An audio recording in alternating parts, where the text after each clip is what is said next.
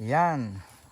Finally, nakapagpabulaklak din kami ni Mrs. ng bougainvillea. Kahit maulan,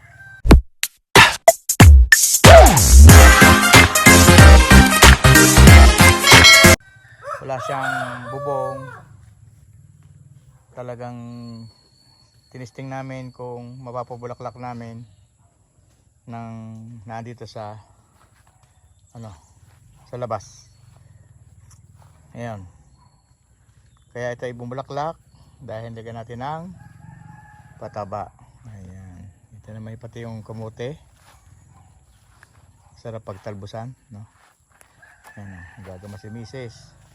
Katapos namin galing sa aming mga anak, sa aming mga apo. Andito naman kami sa probinsya. At ito yung pinaka maganda dito sa buhay sa probinsya dahil ayan ang makikita nyo.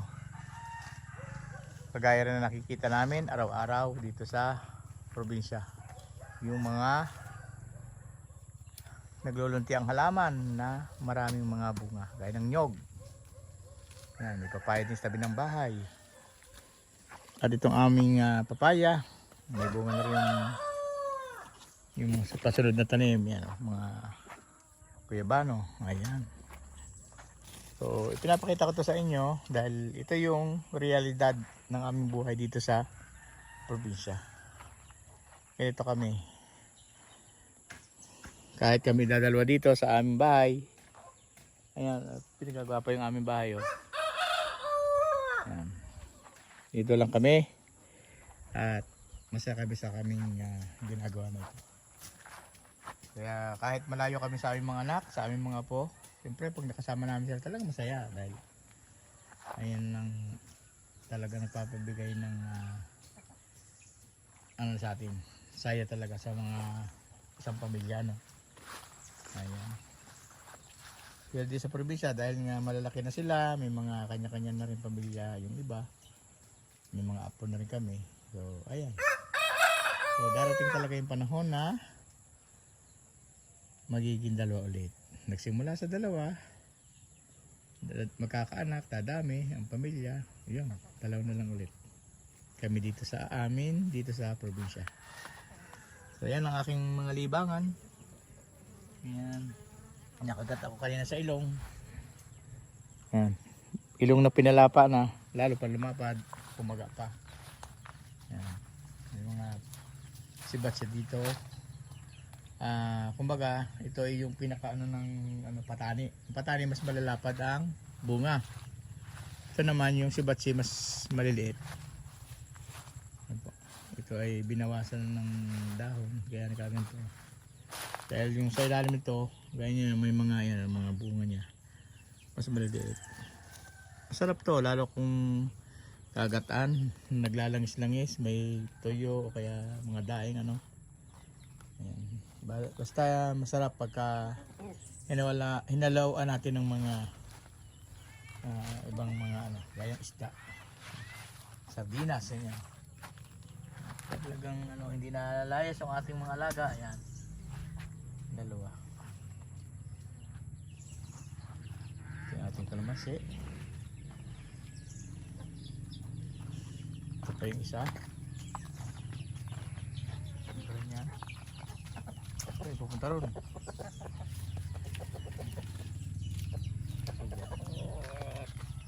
So ito yung ating ube, nalubot na, pwede na yung harvest kasi nga patuyo na rin. Hintayin natin gumulang para siya ay mas gandang itanim. Kasi ang purpose ko dito, pantanim muna. At yung iba naman, pag madami-dami, ay di ating lulutuin. Hindi pa tayo makapagbenta ngayon. Pwede lang ng klase ng gabi. Kaya nakakalimang dito. Talagang magiging masaya ang buhay pag nandito sa probinsya.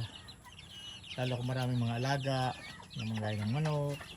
Alaga tayo makalabaw doon sa bandaro. Pero hindi ako mismo nag-aalaga. Yung aking pinsan, pinapalagaan ko. Mga baka, ganyan. Mga manok.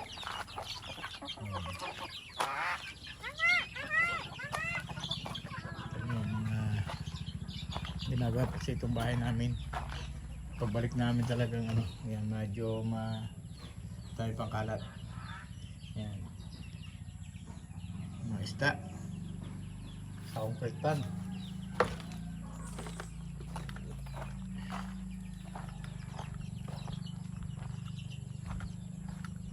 Sadyang masipag yung aking katuwang dito sa buhay. Ang nag-iisa kong dating girlfriend. Ayan. Ito pa isang mini fish pan natin dito. May mga halaman din tayo dito. Ayan, yung mga orchids. Ito yung orchids na light violet. Yun, light violet din yan. Ito yung dark. Ayan. Plus patingkad siya dyan, oh. Ito naman yung white. So wala nang bulaklak siya ngayon. May mga rose din tayo dyan. Iba't ibang klase ng halaman. Yan. So wala pang kaayusan dahil hindi pa tapos yung ating pinagawang bahay. Kaya marami pa talagang kalat. May pinto na rin yung ating bahay dyan. Ayan. Yan naman si Mrs. Kalat pa yung mga buhangin, no? Ating mga gamit, oh, nandiyan pa sa labas. Snake plant. May yellow sa gilid. May ditong piso net din. Ayan. So yan naman yung ating ginagamit na sasakyan. Si Venture. Ito. Ayan. Ang ganda talaga ng pagkambilya kapag iba't iba, tsaka pag malusog. Yan o, peekaboo. I see you. I see you. Peekaboo. Ganda, oh. Talagang maganda itong mabulaklak.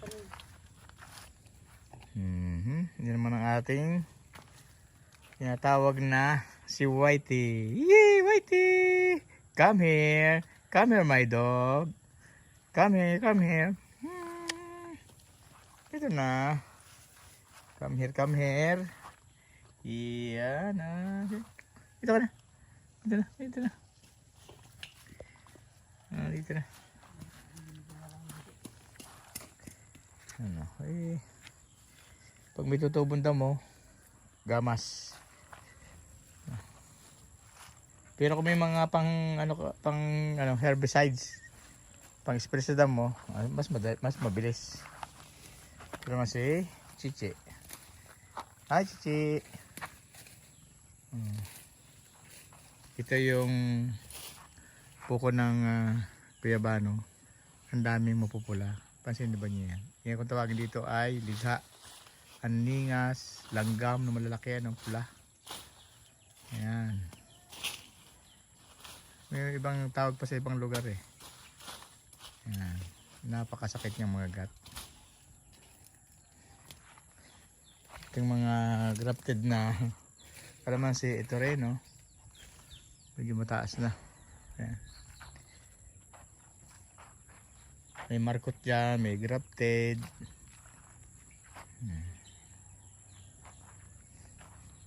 Ito naman yung ating malapit sa bahay na puno ng kamagong. Ayan, sa mga hindi pa nakikita ng kamagong, ito po yung puno ng kamagong. Yan ang puno.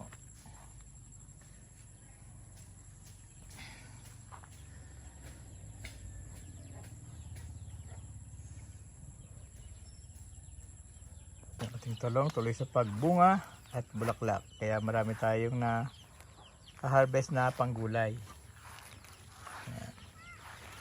Yun pa rin tayo ditong bagong tanim na Guyabano. Napakaganda rin ito sa ating kalusugan, ang dahon ng Guyabano. Ayan.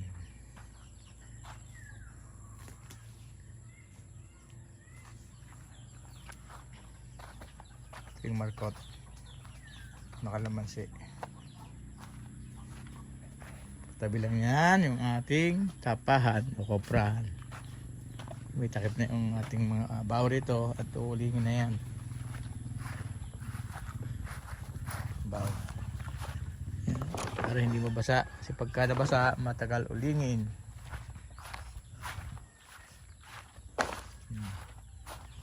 So kinukuha namin itong bunga ng mulberry.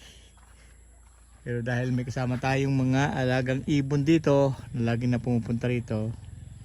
Yan.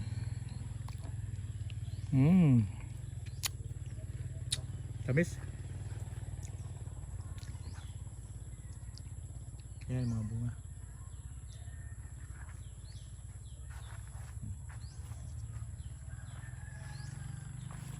Siyempre, lalaki ng ating gabi dyan. Yan San Fernando. Ayan o, lalaki. Tataas na o. Meron na rin tayo dyan na dragon fruit sa paligid ng ating bahay. Kaya pagka nagbungahan yan, napaka sarap sa pakiramdam.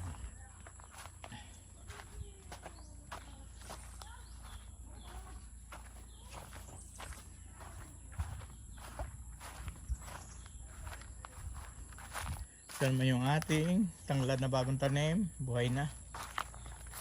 Ayan o. Yan. Pati ating dragon fruit. Kapamunga na yan. So, bubunga na ulit yan sa sunod na Marso. Ayan. So yun po. Maraming pong salamat. Nawa po ay huwag po kayong magsawang sumabaybay sa aming ginagawa dito sa bundok.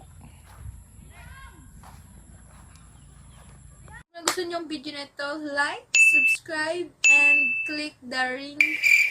Click the notification bell or bell icon. Ba? Yeah.